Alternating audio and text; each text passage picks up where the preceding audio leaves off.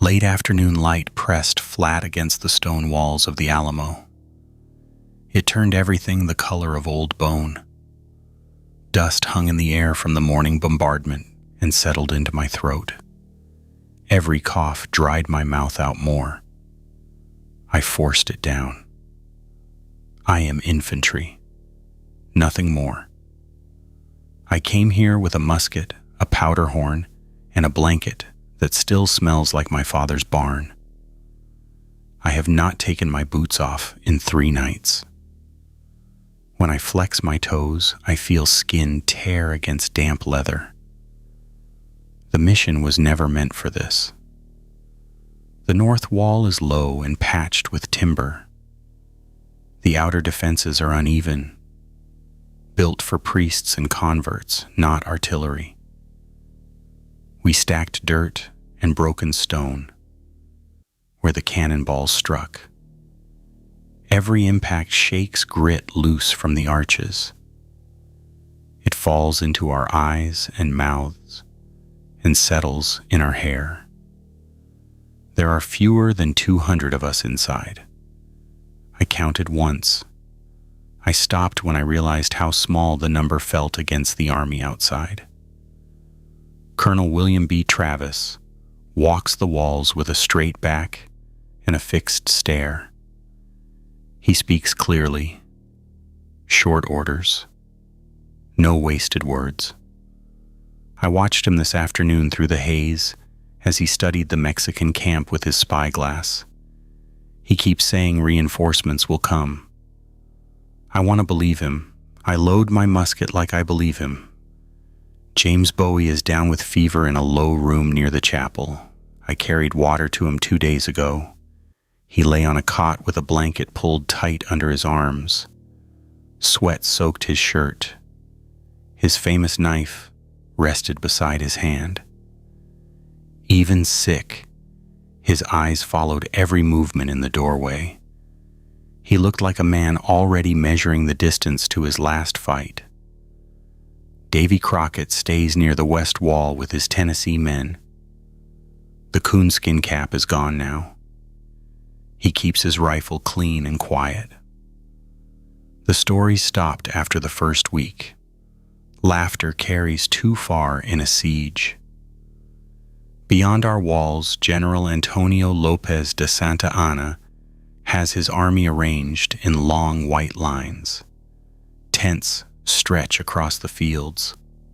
Cavalry horses stamp and pull at their reins. Drums roll in the mornings. Bugles sound at night. They move with discipline. We move with fatigue. A cannon fired just before sunset. The sound hit my chest before my ears. The ball struck the outer wall and burst stone into the courtyard. I ran with 2 others to drag debris away from a gun carriage. My hands slipped on dust and splinters. No one spoke. We work faster when we do not talk. Food is almost gone. Dried beef shaved thin. A handful of cornmeal stretched into paste. Water rationed by the cup. My stomach cramps even when I am still. Some men chew leather to trick their mouths into thinking they are fed. The sun slid lower. The light thinned and turned gray. I leaned against the parapet and looked out over the field. The Mexican flag moved in the wind, red against the fading sky. I tried to count their numbers again and gave up. I could have left before the siege closed tight. Some did. No one blames them aloud. I stayed because my younger brother died last year under a Mexican patrol near Gonzales. Shot in the back while driving cattle. I buried him myself. I told my mother this stand would mean something. I do not know if that is true. Travis gathered us near the center of the yard as the sun touched the horizon. His voice carried over the courtyard.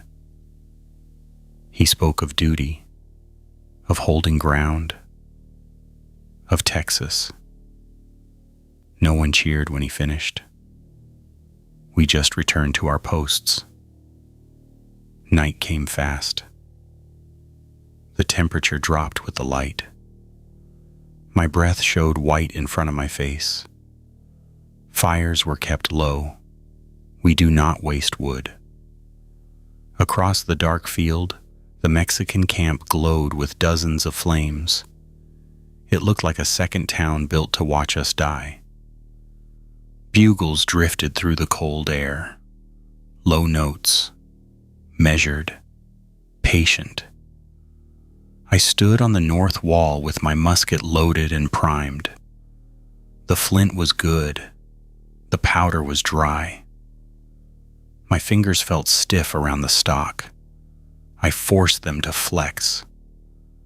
Somewhere beyond the walls, an animal cried out, long and thin. It carried across the open ground and faded. Another cannon flashed in the dark. The burst of light showed the field for a heartbeat. Then the ball slammed into the wall below me. Stone cracked. Dust filled my mouth and nose. I did not step back. We are outnumbered. We are undersupplied. We are tired in ways that sink into bone. The night settled fully over the Alamo. The bombardment slowed, but did not stop. Each impact came like a reminder that morning would not bring relief. I stared into the dark beyond the parapet, watching for movement that would mean the assault had begun. Nothing moved. That felt worse. The siege tightened around us like a fist. We waited along the walls in silence, listening to the wind scrape across stone and the distant murmur of an army that had all the time in the world. Dawn came thin and gray. The sky barely lightened before the first cannon sounded. The blast rolled over the walls and shook dust from the chapel roof.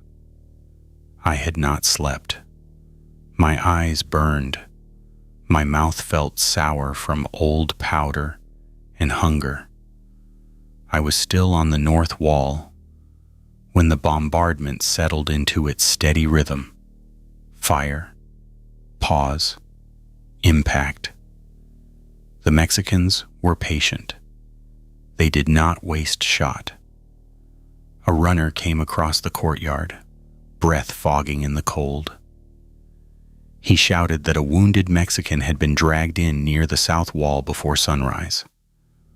One of ours had found him crawling in a shallow ditch beyond the palisade after a night skirmish. He was alone, bleeding bad. I climbed down and crossed the yard. My legs felt stiff from standing all night. They had laid the man inside the chapel near the thick stone wall. Light slipped in through the narrow windows and cut pale lines across the floor. The air inside smelled of old wood and sweat. The prisoner wore a torn uniform jacket dark with blood. His left arm was mangled near the wrist. Teeth marks. Not a clean wound from a blade. Ragged. Flesh torn away in strips. I remember thinking it looked like an animal attack. He was awake. His eyes moved fast under half-closed lids. Sweat ran down his temples despite the cold. His chest rose too quick. One of our men knelt beside him with a cup of water. The Mexican tried to speak, but only made a wet sound in his throat. His teeth clicked together. "Fever," someone muttered. "He won't last." Another cannon hit outside. The chapel walls trembled. Dust sifted down between the beams. I stepped closer. The prisoner's eyes locked on mine. There was no plea in them, no fear, just a fixed stare. His jaw worked like he was chewing something that was not there. The man holding the cup tipped it toward his mouth. The prisoner moved fast. He lunged upward with his good hand and bit down on the wrist offered to him. Hard. I heard the teeth break skin before the man screamed. Blood spilled over both their hands. Two of us grabbed the prisoner and forced him back to the floor. He did not cry out. He did not speak. He snapped his jaw at the air, teeth red. The bitten man staggered backward, clutching his wrist. Blood pulsed between his fingers. "Hold him!" someone shouted. The prisoner's body jerked, not like a seizure, tighter than that. His back arched. His fingers dug into the chapel floor. His breathing stopped for a moment. Then it came back wrong. He rolled onto his side and pushed himself up with his torn arm as if the damage meant nothing. Bone showed white through ripped flesh. He did not seem to feel it. His eyes were different. The whites showed too much. His pupils small and sharp. He rushed the nearest man without a sound. A musket fired inside the chapel. The shot blew into his chest and spun him halfway around. Cloth tore. Blood sprayed the wall. He did not fall. He hit the shooter and drove him down. Teeth found the side of the man's neck. The sound was thick and wet. Blood poured over the prisoner's chin as he tore backward. I moved before I understood what I was seeing. I rammed my musket forward and drove the butt into the side of his head. It knocked him off balance but did not stop him. He twisted toward me, mouth open, blood hanging from his teeth. Another shot fired. This one struck his shoulder. He staggered but kept coming. There was no pain in his face, no hesitation. He grabbed at my coat. His fingers were slick. I smelled iron and rot on his breath. I swung the musket again and cracked it across his jaw. Teeth snapped loose and flew. He did not slow. Someone behind me shouted to shoot him again. There was no room to aim clean. The bitten man who had first offered water fell to his knees. He was pale already. Too pale. His breathing turned shallow and fast. His eyes rolled back. It happened in seconds. He convulsed once, twice. Then he sucked in air and stood up too straight. He turned toward us. There was blood running down his sleeve from the bite. He did not look at it. He rushed forward and tackled Eli Mercer, a quiet farmhand from Gonzales, who had shared my rations the night before. That was when I understood this was not fever. The first prisoner lunged again. I drew my knife. He was on me before I had space to think. His fingers clawed at my collar. His teeth snapped inches from my face. I drove the blade up under his chin. It sank into soft flesh but did not stop him. He thrashed. I felt the steel scrape bone. "Head," someone yelled. "Break his head." I slammed the butt of my musket into his temple. Once, twice. The second blow split skin. Blood ran down into his eye. He kept reaching. I shifted my grip and swung the musket like a club, putting all my weight behind it. The wood cracked against the side of his skull. There was a dull, heavy sound. Bone gave way. He dropped instantly. No twitching. No breath. The man he had first bitten was already on another soldier, tearing at his throat. A third musket fired at close range. The ball took the top of the wrist-bitten man's head off. Blood and gray matter struck the chapel wall and slid down in thick lines. Silence followed for half a second, then shouting. Men backed toward the doors. Smoke from the gunshots hung low in the chapel. The bodies on the floor did not move again. My hand shook. I stared at the one with the crushed skull.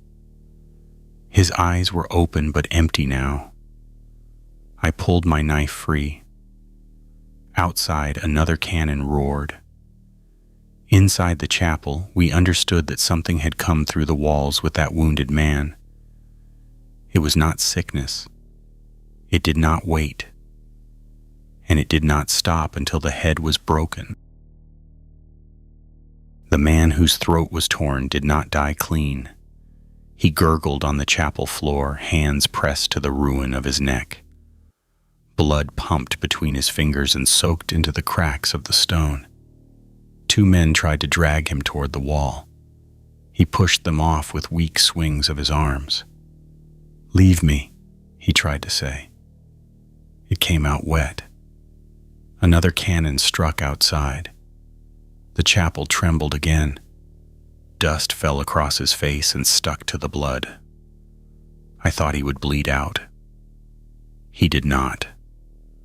His body stiffened the same way the others had. A hard lock through the spine. His heels dug into the stone. His jaw clenched so tight I heard his teeth grind. One of the men holding him backed away first. The wounded man stopped moving.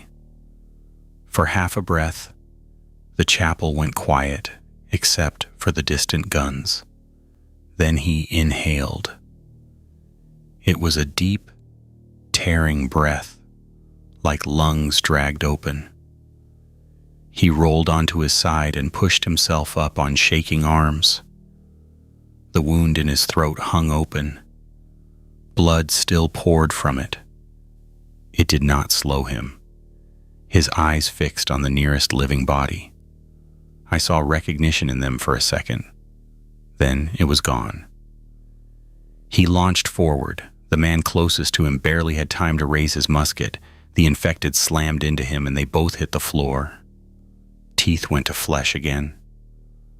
Fingers dug into a face and pulled. I moved without thinking. I stepped in and brought the butt of my musket down on the back of his skull. Once. It cracked, but did not drop him. He turned his head toward me, mouth red, throat shredded but still working. I hit him again, harder. The stock split the skin and exposed bone. He kept clawing at the man beneath him. A third strike landed above his ear. I felt the give. The skull broke inward. His body went slack all at once and collapsed across the man he had been chewing. The soldier under him was still alive. Barely. His cheek hung open. One eye swollen shut. He tried to crawl.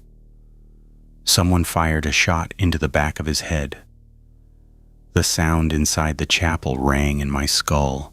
Smoke thickened the air. Powder burned my nose. "It's the bite," someone shouted. "It's the bite that does it." As if to prove it, Eli Mercer staggered through the chapel doorway. We had forgotten him.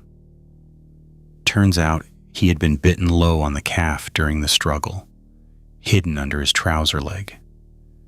He had wrapped the wound with a strip of cloth. It was soaked through already. His face was gray. His lips trembled. "I'm fine," he said. "Just dizzy." He took 2 steps inside. Then his knees buckled. He hit the floor on his side and began to convulse. Not small shakes, full-body spasms that slammed his boots against the stone. We backed away.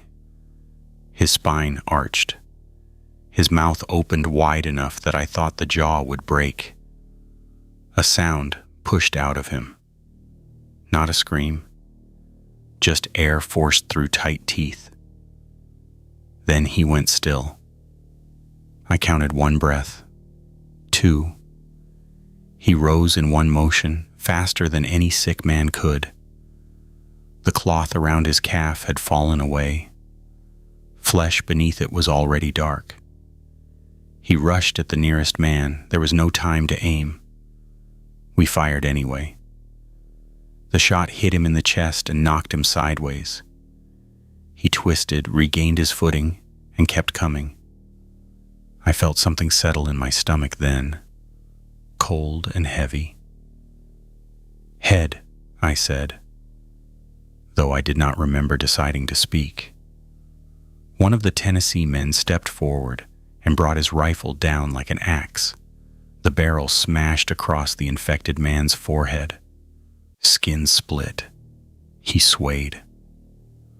I closed the distance and drove my knife straight into his eye. The blade slid deep. I felt resistance, then release.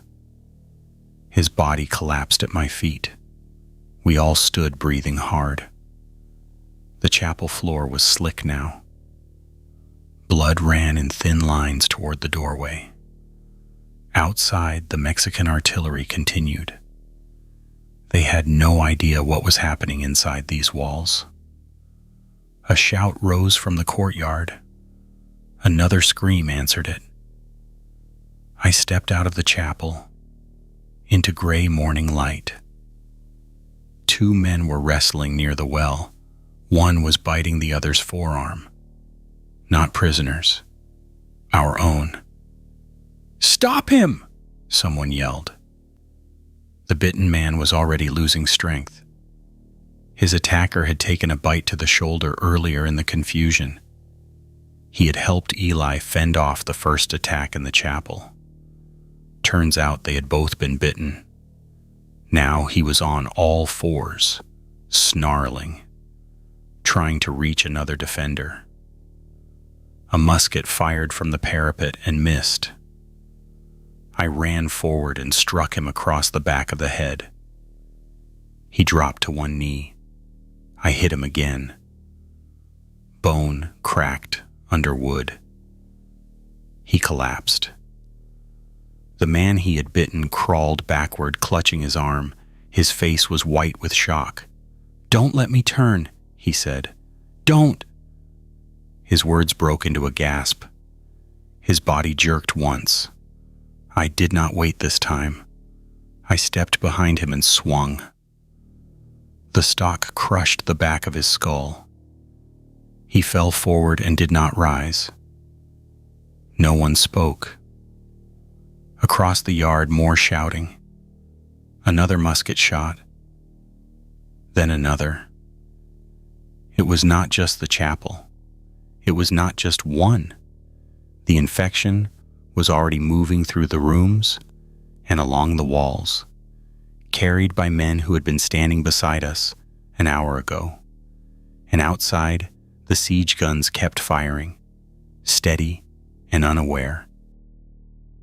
Then the bugles changed. The sound cut sharp across the courtyard. Not the slow rhythm we had grown used to. This was short, urgent, a signal. Men on the north wall began shouting. "They're moving!" I ran for the nearest ladder and climbed back to the parapet. Smoke hung low over the field from the morning bombardment. Through it I saw movement, lines breaking, columns advancing. Mexican infantry were coming straight for the walls, ladders over shoulders, bayonets fixed. They had chosen their moment well. Inside, we were already bleeding. "Hold your fire," someone yelled. "Wait until they're close." My hands were slick. I wiped them on my trousers and primed the pan again. Powder trembled as I poured it. Below me in the courtyard, another scream rose. A defender had gone down near the well. 2 men dragged him away while a third fired blindly into the chapel doorway. The first ladders struck the north wall. Wood thudded against stone. Hooks bit into cracks. "Now," came the order. A ragged volley answered. Smoke exploded outward. The recoil slammed into my shoulder. I saw one Mexican soldier jerk backward off a ladder, arms flung wide. Another took his place immediately. They climbed fast, disciplined, faces set. One of ours beside me turned suddenly and sank his teeth into the arm of the man loading next to him. There was no warning. The bitten man screamed and tried to wrench free. The attacker clung like a dog. I smashed the stock of my musket into the attacker's temple. Once, twice. He did not let go. His jaw worked deeper. The ladder to my right tipped inward. A Mexican soldier vaulted over the parapet and drove his bayonet into the back of a Texian who was still struggling with the infected. The blade punched through cloth and ribs. The Texian folded without a sound. I fired point blank into the Mexican's chest. He staggered but did not fall immediately. He swung the butt of his rifle at my head. I ducked and felt wood scrape my hat. Another Mexican crested the wall. The bitten Texian beside me stiffened. His eyes rolled white. He turned and lunged straight at the Mexican. They locked together and went over the parapet in a tangle of limbs and steel. The biter swung toward me next, mouth open, blood running down his chin. I stepped back and drove my boot into his chest. He stumbled, windmilling once, then pitched backward over the edge after them. Behind me, someone shouted that infected were spilling into the courtyard again. The line broke. Gunfire cracked from both sides now. The sound inside the walls was constant. No rhythm, just noise. A ladder to my left snapped under weight, and men tumbled backward. One hit the ground wrong and did not move, but others were already up. A defender near the cannon turned too slowly. A Mexican bayonet slid under his ribs. As he fell, his attacker stumbled over him and landed in the courtyard. The fallen defender's eyes rolled back. He rose again within seconds. He grabbed the leg of the Mexican who had stabbed him and bit through the cloth just above the boot. The Mexican screamed and tried to kick free. He drove his bayonet down again and again into the Texian's back. It did nothing. Another defender shot the Mexican in the head at close range. Blood and bones splashed across the cannon wheel. The Texian who had been stabbed was still chewing. "Break his head," someone yelled. I dropped down from the parapet into the courtyard. Powder was nearly gone. My horn felt light when I shook it. 2 infected barreled into a cluster of men near the chapel steps. One wore our colors, the other wore a Mexican jacket. They did not care. A Mexican soldier thrust his bayonet into the chest of the Texian infected. It slowed him for half a breath. Then the infected closed the distance and bit into the soldier's cheek. Flesh tore free. The soldier's scream cut short when another musket fired and took his skull apart.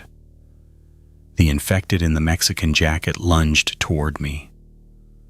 I stepped aside and drove my knife into the side of his neck. He swung blindly, catching my shoulder with his elbow. Pain shot down my arm. I twisted the blade higher, searching for bone. It was not enough. I pulled back and grabbed a fallen musket from the ground. I brought the butt down hard on the back of his head. Once. Twice. The skull split on the third strike. He dropped. Flames licked along the chapel roof. A stray shot must have caught the dry beams. Fire crawled slow at first, then faster as wind fed it. Smoke thickened and drifted across the courtyard. Mexican soldiers were inside the walls now. Some fought us. Some fought the infected. Some tried to retreat and were pulled down from behind by men who had turned seconds earlier. There were no lines anymore. No sides. Just bodies colliding in tight space. I reached for my powder horn again. Empty. I let the musket fall and drew my knife. A Mexican soldier lunged with his bayonet. I caught the barrel with my left hand and felt the steel slice into my palm. I shoved the weapon aside and stepped inside his reach. The knife went under his jaw. I drove it up hard. He spasmed and went limp. Behind him, a Texian, with half his scalp torn away, staggered forward, eyes blank. I did not hesitate. The blade went through the soft part behind his ear. I felt bone give. He collapsed at my boots. The courtyard was a churn of smoke, fire, and screaming. More ladders hit the walls.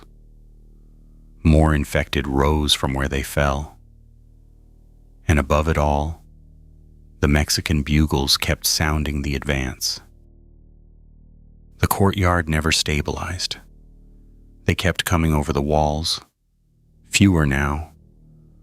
More of them were falling before they reached the parapet. But enough were inside. Smoke from the chapel fire rolled low across the yard. It burned the eyes. It hid faces until they were already close. Someone shouted that Colonel Travis was down. I saw him near the north wall, sword in one hand, pistol in the other. He had fired once. The pistol hung empty now. An infected Texian lunged from behind a broken gun carriage and slammed into him. Travis drove the sword forward. It punched through the man's chest and stuck in bone. The infected kept moving. Teeth found Travis's throat. They fell together. I ran toward them, but another body crashed into me. I went down hard on my side. A Mexican boot came down inches from my head. I rolled and slashed at the ankle. The man screamed and fell. Someone else shot him before he could rise again. By the time I got back up, Travis was on his back. The infected who had bitten him was already being beaten down by two defenders. One crushed its skull with a musket butt. Travis was still alive. Blood poured between his fingers where he clutched his neck. His eyes were clear. He tried to speak. Nothing came out but air. He stiffened. I did not wait. I brought the butt of my musket down on his forehead. Once. Bone cracked. He went still. No time for ceremony. A scream tore from the chapel rooms. Bowie. I ran inside with two others. Smoke had filled the hallway. The cot had been dragged into the center of the room. Bowie lay half upright, pistol in hand. Two bodies were already on the floor near him, skulls broken. An infected Mexican soldier lunged across the bed. Bowie fired into its face. The shot tore through cheek and jaw. It did not stop. It fell on him. Teeth sank into his shoulder. The men beside me hesitated. I did not. I stepped forward and drove my knife through the infected's ear. The blade stuck in bone. I yanked it free and slammed the musket butt down until the skull collapsed. Bowie was breathing hard. Blood soaked the blankets beneath him. His eyes met mine. He understood. He nodded once. I crushed his skull cleanly. We dragged the bodies away from the cot. There was no point moving him. The room was already burning. Outside, the yard had turned into a pit.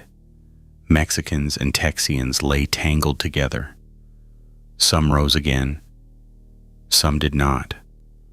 Gunfire had thinned. Powder was gone for most of us. It was blade and wood now.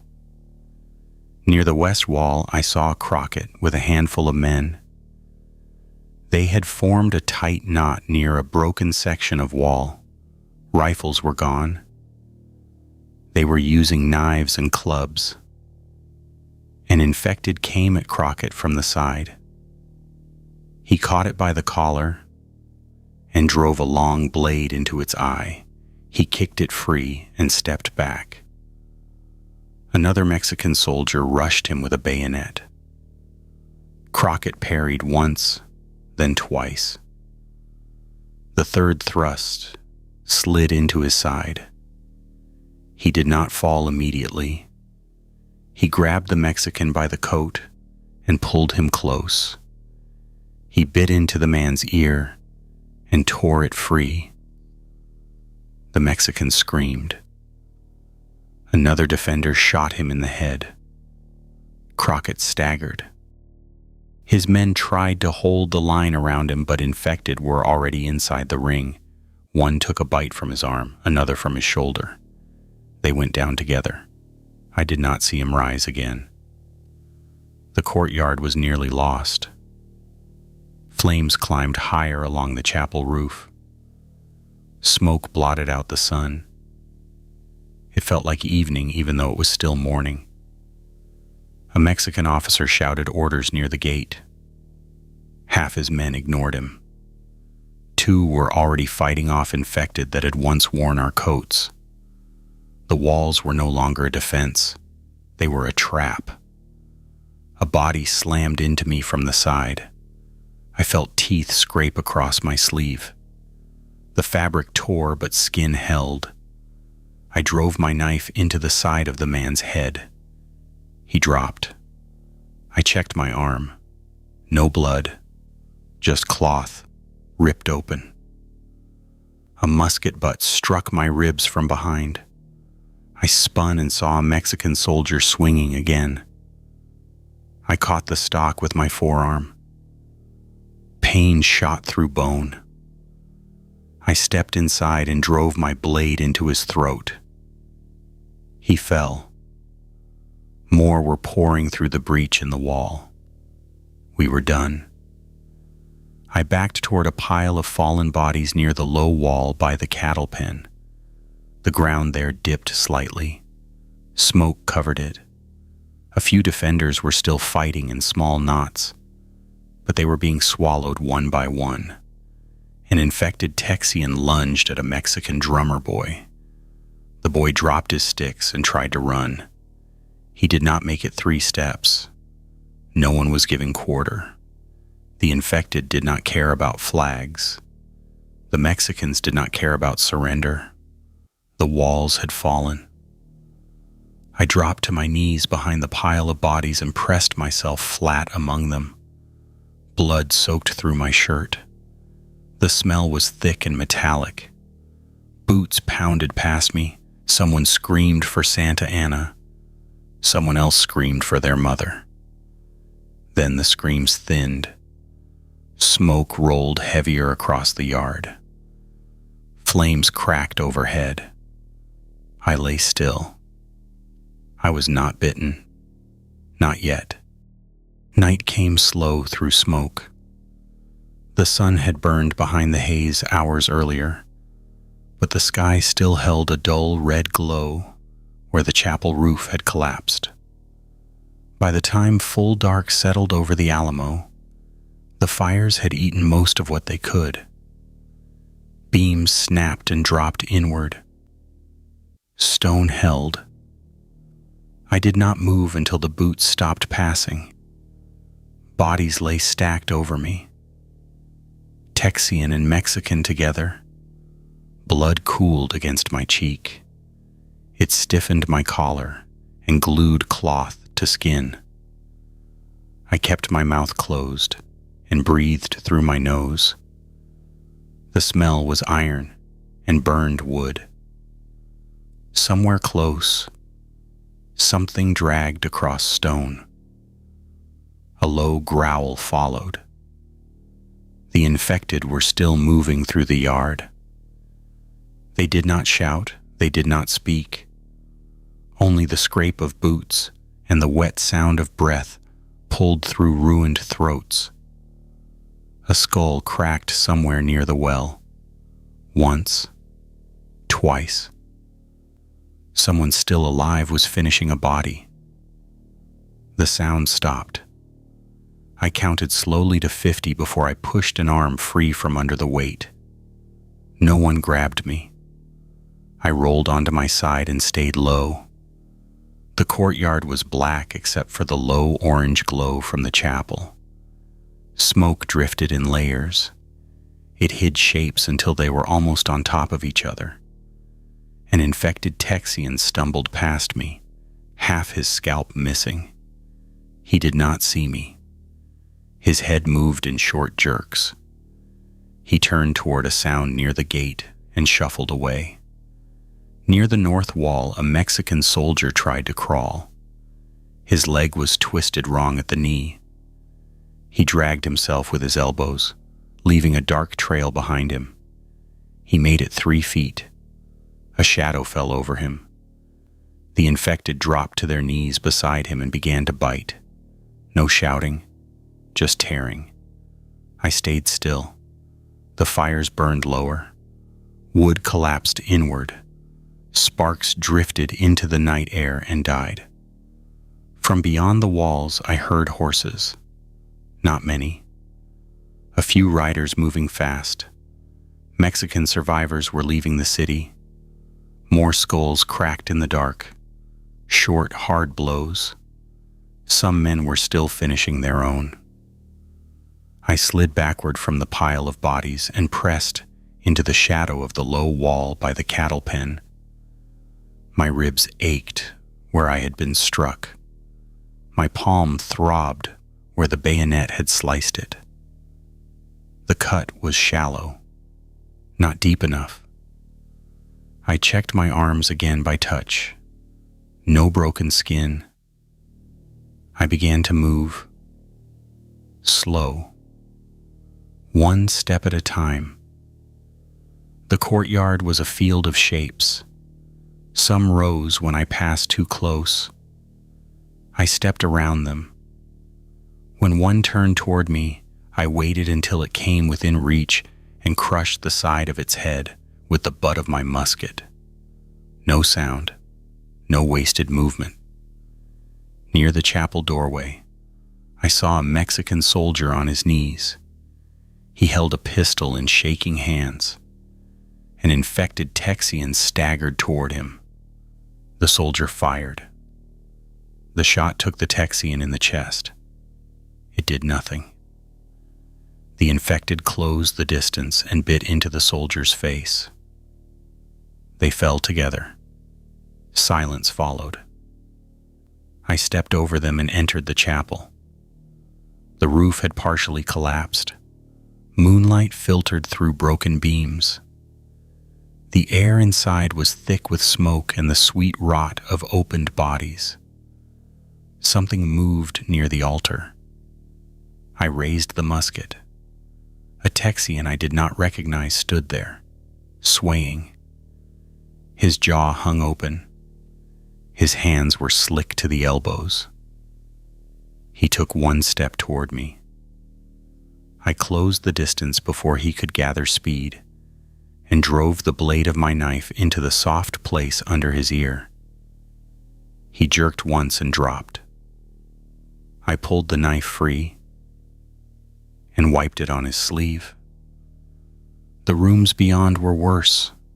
Cots overturned, blood on the walls, shapes moving between shadows. I did not go deeper. There was nothing left to save. Outside, the fires had burned down to coals. The sky was black now. No stars. Smoke covered everything. The infected wandered without purpose. Some dragged limbs. Some walked straight into walls and turned again. No lines, no flags, no orders. The Alamo was finished. I moved along the inside of the wall toward the breach. Bodies were piled there thick from the last push. Mexicans and Texians lay together in layers. The gap in the wall opened onto darkness beyond. No drums, no bugles, just wind. I climbed over the dead and dropped down on the other side. I did not look back. The air outside the walls felt colder. No firelight, no shouting, just the dark fields and the low smoke drifting over them. I moved fast at first, then slower. My legs felt hollow after the fighting. Every step jarred my ribs. San Antonio lay ahead, low shapes under a thin wash of moonlight. The town was not quiet. A woman screamed somewhere near the square. It cut short. I stayed off the main road and kept to the edges of adobe walls. My boots left dark prints in the dust. I wiped them once on dry grass and kept going. A door hung open ahead of me. Light flickered inside. I heard something strike wood. Then a wet, choking sound. A man stumbled out into the street. Civilian. Shirt torn open. Blood running down his chest. He looked at me without seeing. His jaw worked. He rushed. I stepped aside and drove my knife into his temple. The blade went in clean. He dropped at my feet. Inside the house, something moved again. A child's voice cried once, then silence. I did not go in. I moved toward the river. More figures wandered between buildings. Some wore Mexican uniforms. Some wore plain shirts. All of them moved the same way. Fast when they saw movement, slow when they did not. One turned into the alley ahead of me and saw me. He lunged. I let him come close and swung the musket like a club. The stock crushed his cheekbone. He did not fall. I hit him again. The skull split and he dropped against the wall. The sound drew another. This one wore a cavalry jacket. He still had a saber at his side. His eyes were wrong. He rushed straight at me, blade dragging sparks from the stone. I stepped in before he could reach me and jammed my shoulder into his chest. We hit the wall together. I trapped his sword arm against the stone and drove my knife into the base of his skull. He sagged. I shoved him down and ran. The river lay ahead, black and slow under the moon. Bodies floated near the bank already. I slid down the mud and waded in without thinking. The water hit my ribs like a hammer. It stole the breath from my chest. Behind me, something splashed into the shallows. An infected stumbled into the water and came at me through it, arms wide. The current dragged at his legs but did not stop him. I let the river take me 2 steps deeper and then turned. When he reached for me, I ducked under his arm and drove my knife up through his chin. The blade punched into bone. I twisted and felt it give. He jerked once and went slack. The river pulled him sideways and away. More shapes gathered at the bank. They did not think to go around. They stepped in. The mud took some of them. The current took others. A few kept coming. I moved backward, water up to my chest now, and kept my footing on the stones. One reached me and grabbed my coat. I let the coat tear loose and pushed him under. His head struck a submerged rock. I held him there until he stopped moving. My arms burned. The current tugged at my legs. I turned and let the river take me the rest of the way across. On the far bank, I crawled up through reeds and lay flat in the grass. Across the water, the town burned in small places, not like the Alamo, just scattered fires.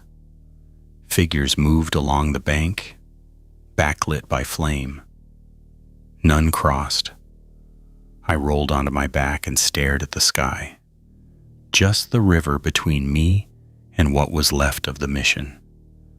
I pushed myself up and walked into the dark fields beyond the town. Early light found me in the tall grass beyond the river. My clothes were stiff with dried blood that was not mine. Frost clung to the edges of my sleeves. When I sat up, every rib reminded me I was still alive. Smoke from the Alamo drifted low along the horizon. Not thick anymore. Just a thin scar across the sky. I stayed still and listened. No gunfire, no bugles, no shouting, just wind moving through grass. I checked myself again the way I had done a dozen times in the dark. Sleeves rolled, shirt lifted, fingers pressing along skin, feeling for broken flesh. The cut in my palm had clotted. My ribs were bruised. My shoulder ached where bone had struck bone. No bite. I waited for the shaking to start. It did not. A rider moved along the distant road, Mexican cavalry, slow, cautious. He kept looking behind him toward the smoke. He did not ride back toward it. Good. If they were afraid to return, that meant the yard was not clean. A shape moved near the river bend. I lowered myself flat and watched. 3 civilians walked along the bank, 2 upright, 1 dragging a leg. The lame one stumbled and went down. The other 2 turned on him without a word. They dropped together. The one who fell first did not scream long. I stayed down until they were done. The infection had crossed the river.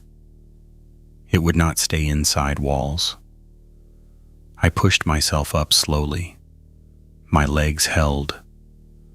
The road north cut through open land, farms, small settlements, families who would see smoke and think only of battle. They would not know what walked inside it. I could turn east and disappear, keep to trees, live off what I could trap, avoid towns, avoid people. That would keep me breathing longer. But the first bitten man I had seen rose in seconds, the second even faster. Inside rooms, inside crowds. If this reached a town unprepared, it would not stop.